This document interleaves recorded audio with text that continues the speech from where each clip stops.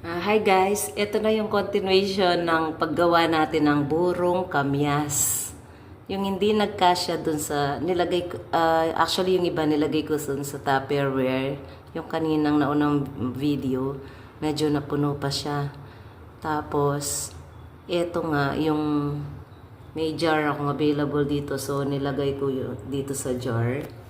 Teka, picturean ko nga sandali yung ginawa nating ano. Nilagay ko kasi siya sa ref. Wait lang ha.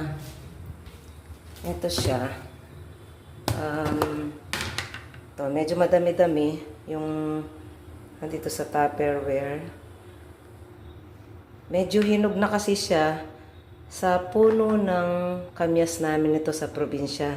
Kanina lang. Ang napili ko kasi yung medyo hinog na. Malalaki kasi. So guys, abangan natin 2 to 3 days.